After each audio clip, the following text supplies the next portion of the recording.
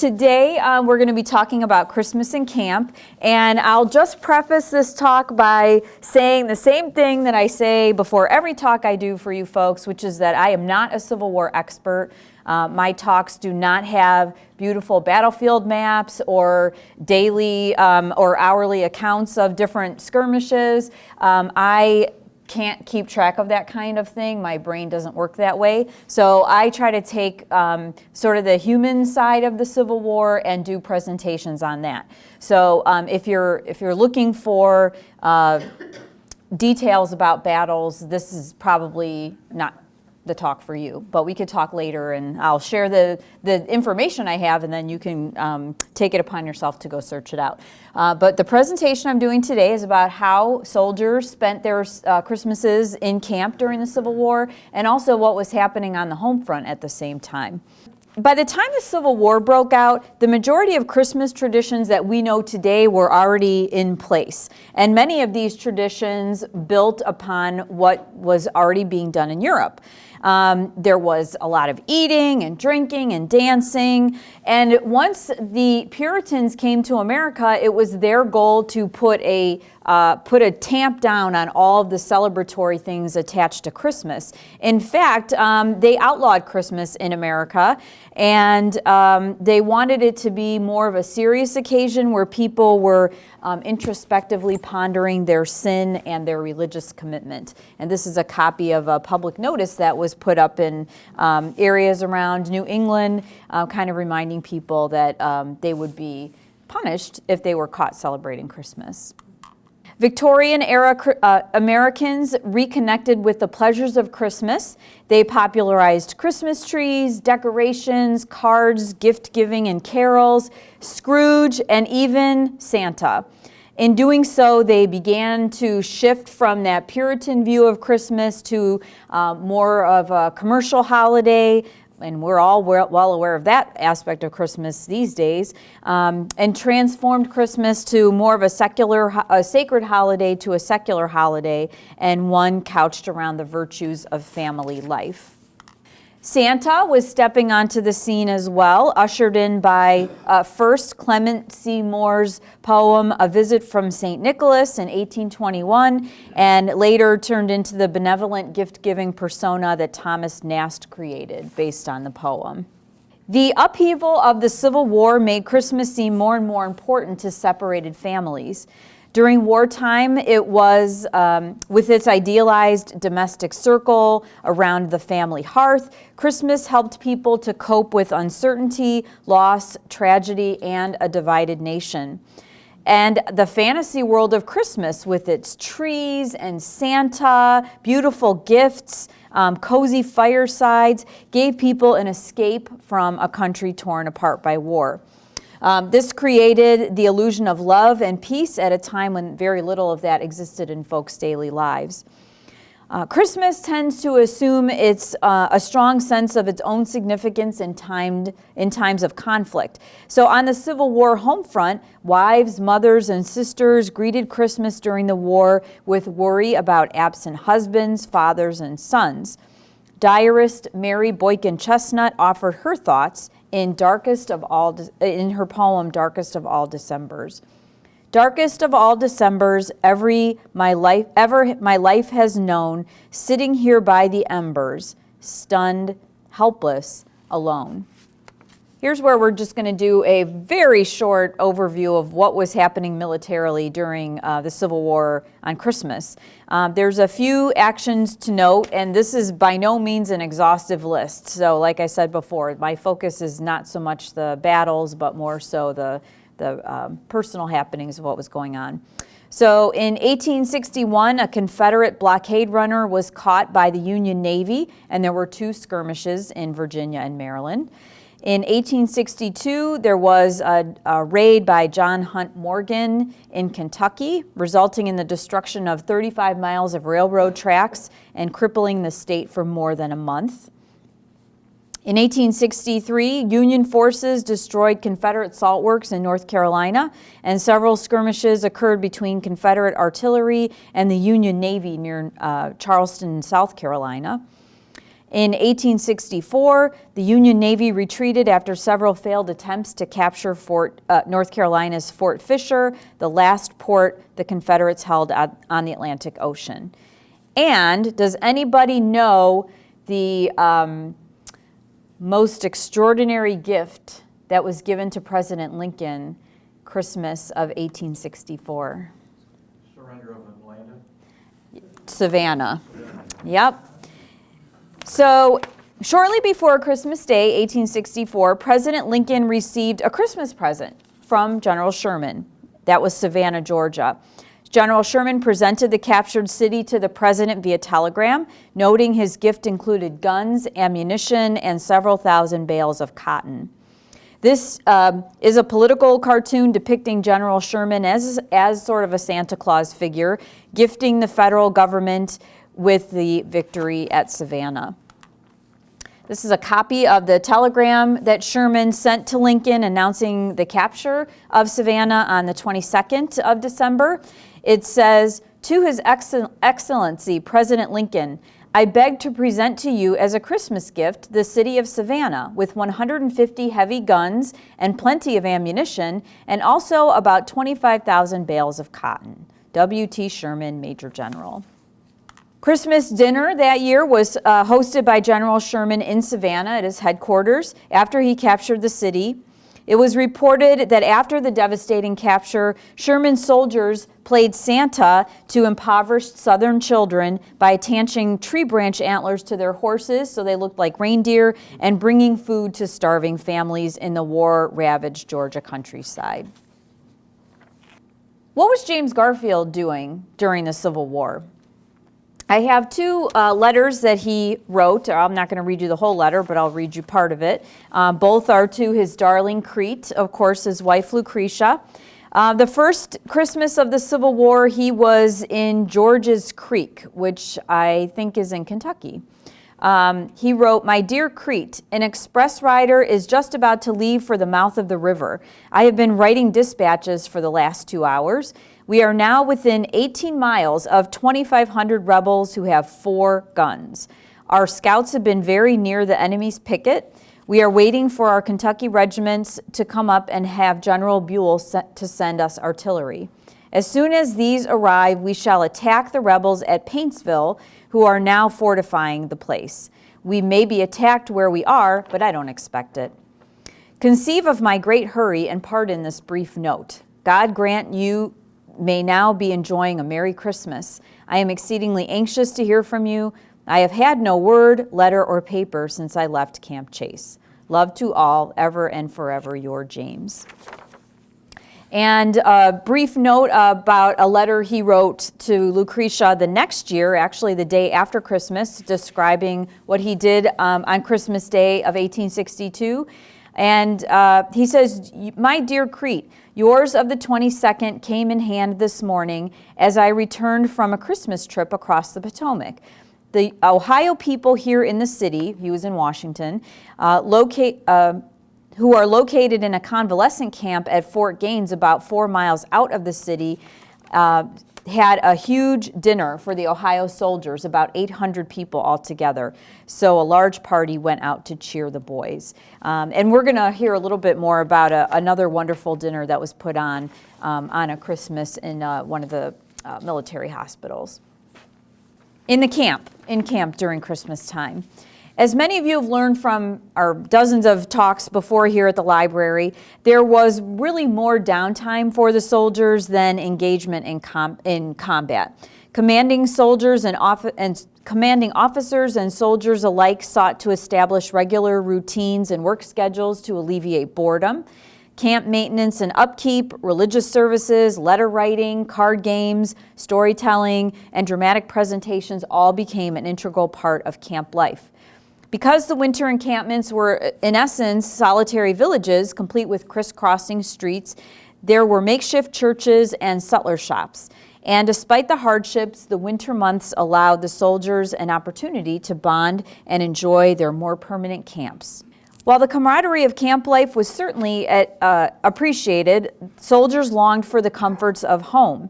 They waited in anticipation of boxes containing food, letters, pictures of growing children, and most importantly, dry socks. And I don't know if you can make this out, but there's dry socks being whipped around in excitement here. These and other items brought a sliver of home to camp. Men in both armies tried to replicate the family Christmas in their encampments.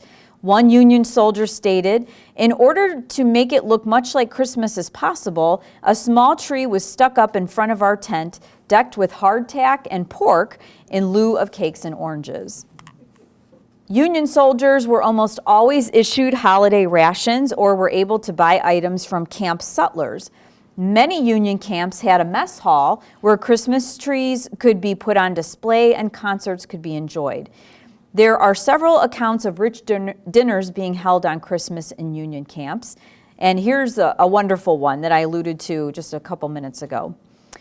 In the hospital dining hall at City Point, Virginia, Army nurse Cornelia Hancock and her assistant, Miss Hart, reflected with almost exhilaration on the Christmas dinner they prepared for 1,400 men. "Christmas is over. We had it to perfection here, a splendid dinner for 1,400 men. Just think of it, cooking a sumptuous turkey of dinner, pies, etc. Is it not appalling? Miss Hart had charge of the dinner, and of course it was a success. My new kitchen was handy to where the dinner was set in the government kitchen, where 400 can be seated at once. The hall was decorated tastefully with evergreens and was really pretty as a picture. It was photographed, I believe. Well, Mrs. Hancock, you can believe it because there's a picture of it right there. Being in winter quarters also allowed men to build small cabins that housed several people. Fireplaces or stoves would be constructed that would heat the cabins and allow for meals to be cooked. George Benedict, a Union soldier, wrote in 1862, "And as we have been confined of late to rations of hardtack and salt pork," you're going to see a theme developing here, "we decided to have a special Christmas dinner. We got some excellent oysters from the sutler, also some potatoes, 2 quarts of rich milk, some hickory nuts, and some dried peaches. I officiated as cook, and as all agreed, got up to a capital dinner. Now, is that such bad living for a poor soldier?" During the first Christmas for the Confederates of war, some Southern camps received meat, fresh bread, veggie pies, and cakes from women bringing them into the camp. But 1861 would be the last year for such luxuries. Low-ranking soldiers were made to search the woods for wild animals or an abandoned home to scavenge something different for Christmas dinner. One unit in Virginia sent a man out on Christmas Eve with orders to find whiskey and eggs. He returned near midnight after many of the men had given up on him. The eggs were quickly beaten, the sugar and whiskey stirred in, and we had one of the most delicious eggnogs that ever mortal man quaffed. There was enough for 2 helpings apiece. As the months of the war extended into years, the food situation became dire, especially in the South, both for soldiers on the battlefield or in camp and those folks at home.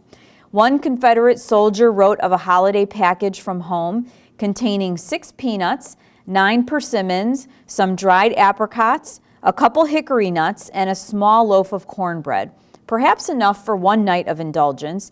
It was a feast compared to one North Carolina soldier in the trenches in Petersburg, Virginia. In 1864, his Christmas dinner consisted of a rat. A rat. That's what he wrote.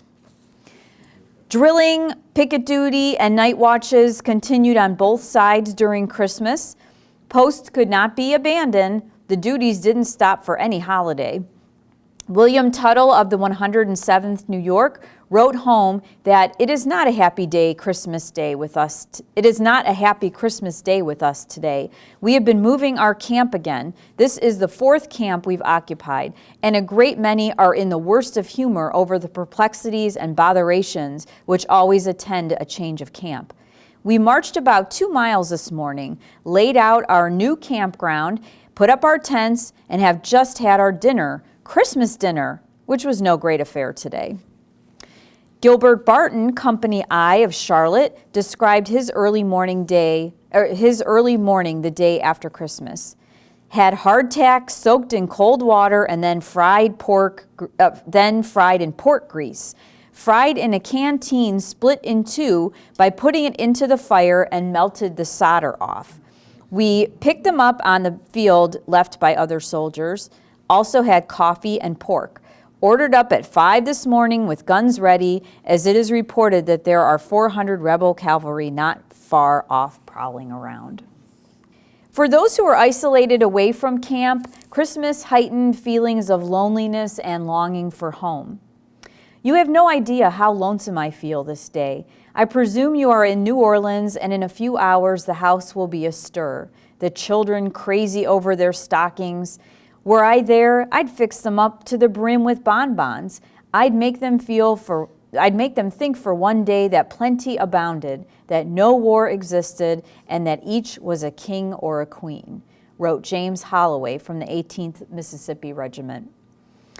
It is Christmas morning, and I hope a happy and merry one for you all. Though it looks stormy for our poor country, one can hardly be in merry humor. That was written by Robert Gould Shaw, who would later command the very infamous 54th Massachusetts. Feelings of isolation and despair were particularly acute for those in prison. Lieutenant Colonel Federico Fernandez Cavada, who belonged to the hot air balloon unit of the Union Army, was captured during the Battle of Gettysburg and sent to Libby Prison. Released in 1864, Cavada later that year published a book called Libby Life, Experiences of a Prisoner of War in Richmond, Virginia, 1863 to 1864, in which he told of the cruel treatment in the Confederate prison. On Christmas Day in 1863, he experienced a current of air which carried painful reminders of Christmas at home. The north wind comes reeling in fitful gushes through the iron bars and jingles a sleigh bell in the prisoner's ear and puffs in his face with a pale breath suggestively odorous of eggnog. Christmas Day, a day which was made for smiles, not sighs, for laughter, not tears, for hearts, not prison. Cavada went on to describe a makeshift dinner set on a tea towel-covered box. Each prisoner brought his own knife and fork and drank Eau de James, which was water from the nearby James River. Cavada reported that he combed his hair for the occasion and further related that the prisoners staged a ball with a great deal of bad dancing, during which hats were crushed and trousers torn. Centuries called lights out at 9 p.m., obviously turning a blind eye to the festivities for one night anyways. Imprisoned Confederate soldier William Downer wrote home about his Christmas Eve in 1864. Oh, how lonely I feel, the thought of home and my dear wife and children being so far away. And Sergeant John Hoster of the 148th New York was serving an extended period of non-combat duty in Norfolk, Virginia. His dinner in 1863 consisted of roast goose, mashed potatoes, good gravy, butter, and bread. The weather was cool but pleasant. The next Christmas, however, he was in a Confederate prison camp and had this to say: "Cloudy, disagreeable weather. How different my circumstances then and now. For dinner today, sweet potato soup and meal dumplings flavored with a small beef bone with a thimbleful of fat." Hoster would be home by Christmas 1865. Stressful emotions suffered by soldiers in camp occasionally gave way to feelings of excitement and some good old-fashioned fun. There are dozens of accounts of snowball fights, sport, and other frivolous activities. Historian Bell Wiley wrote, "As if unable to satisfy his martial urges by fighting Yankees with guns and sabers in regular season, Johnny Reb now armed himself with snowballs, formed regiments and brigades from his own ranks, dubbed opposing comrades the enemy, raised a yell, and charged with a realism that quickened the pulse of participants and spectators. On rare occasions, the soldier snowball battles even drew spectators. In at least one instance, the presence of females turned the tide of the battle. We all commenced snowballing, a participant in the battle wrote home. General Wright, his wife and daughters, and other young ladies came to see the fight. We got whipped, but the ladies were the cause, since the boys all stopped to look at them. And the other side fought, so our party kept giving back until the others caught the general and the girls prisoners. That group of battle-tested Confederate veterans allowed victory to slip through their fingers due to the attendance of female onlookers. Things haven't changed, have they? Charles Scott of the 5th New Hampshire Regiment described his plans. We're going to keep Christmas and we're going to have a little fun tomorrow. We're going to have some wrestling and running and jumping, and then we're going to have a greased pig. There is $4 for the best wrestler and $2 for the second best and $4 for the best jumper and $2 for the second best. So they had a whole day of athleticism planned for that Christmas. Another incident, which was maybe more of a distraction and not so much fun for the participants anyways, was described like this. 2 men from Company F provided a temporary diversion on Christmas Day. The 2 got in a fight that ended when one struck the other over the head with a musket, bending the barrel so bad as to render it unserviceable. So maybe the person that got hit spent his Christmas night sleeping it off.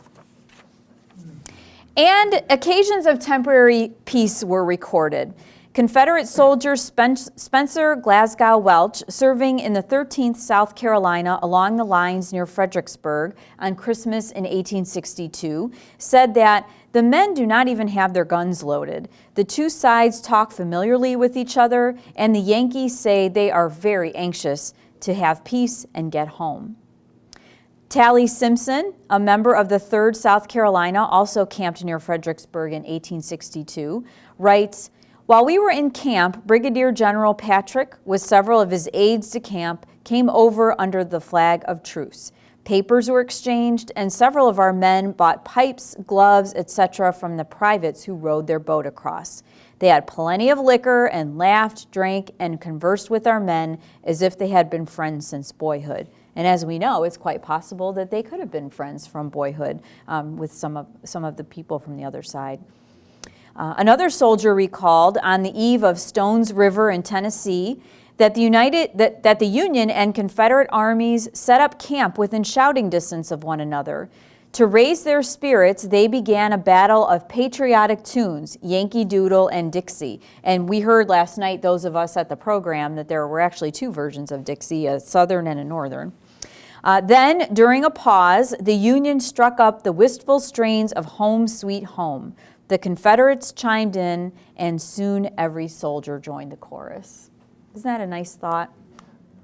Though in most cases, far from the dangers of battle and the boredom of winter camp life, wives, mothers, and children had equal feelings of loneliness and longing. Aside from absent ones, Northerners were still able to maintain some semblance of Christmas because food and other goods were still widely available, and even St. Nick was able to stay on schedule. The material goods were still available, but was it proper to celebrate Christmas during the throes of war? The New York Times published this perspective during the first Christmas of the Civil War.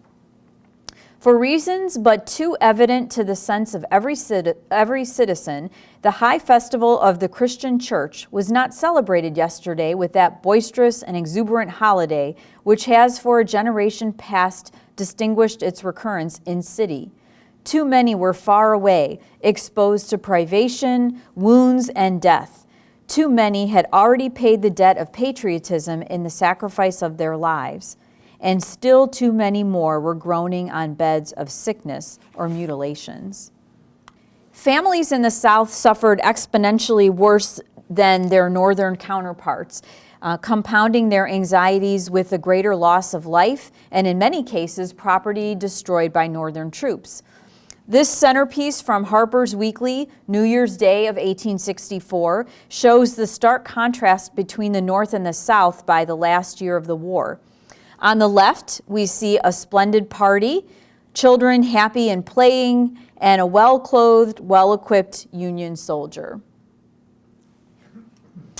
The South is characterized by a widow and her children weeping over the fresh grave of presumably her husband, destruction of land, that's up here, and a Confederate soldier in a tattered uniform barely able to protect himself from the cold. Although a piece of Northern propaganda, the raw emotions come through and they are real. Southern newspapers of the period broadcasted reminders of holiday loss.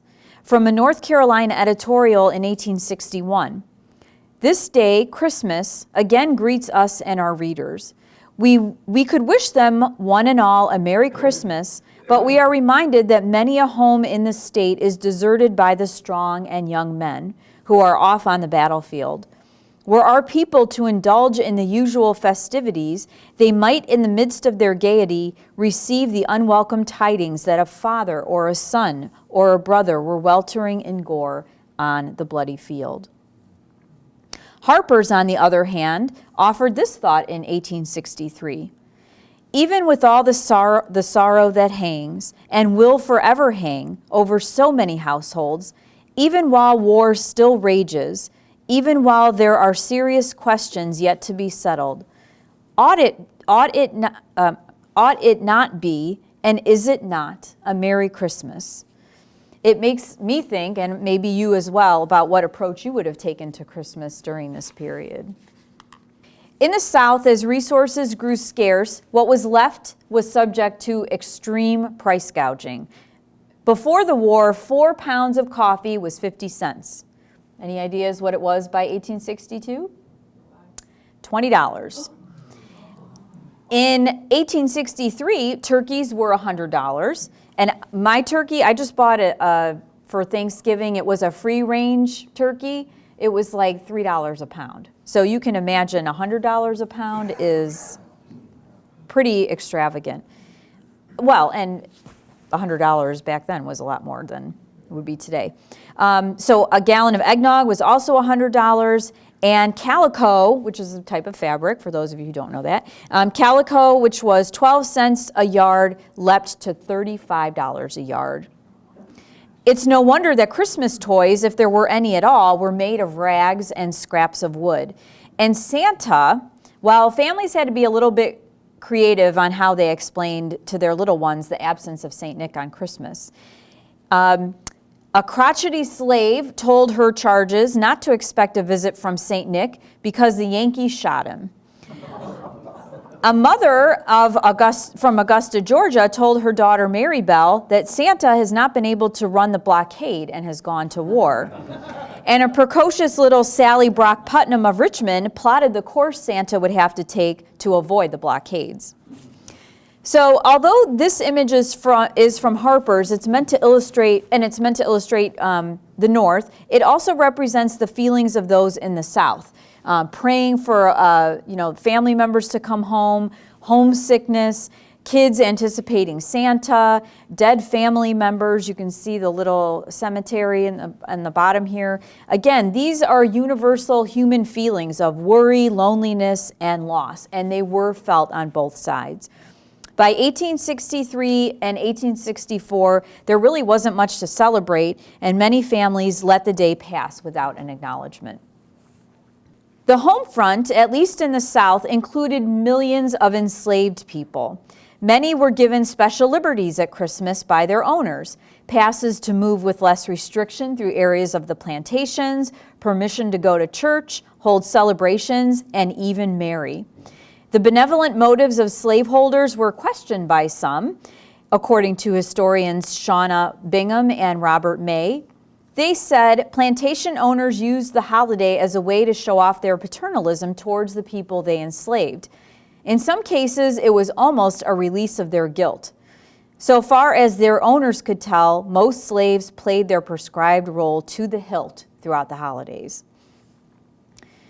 Solomon Northup, a free black from New York who was captured into slavery and went on to write about his experiences in 12 Years a Slave, and you may also be familiar with the movie that came out under the same name a few years ago, recalled Christmas as a time of feasting and frolicking and fiddling. He also recognized that the Christmas holidays amounted to the only days when slaves were allowed a little restricted liberty, and heartily indeed did they enjoy it. This is an image from Leslie's, illustrated in 1862-63, called A Contraband Ball. When the war ended, the magazines and newspapers that had underlined the importance of the holiday kept promoting it, and reuniting families devastated by the losses of war kept cherishing it. Commerce flowed once again southward, and goods filled northern shops.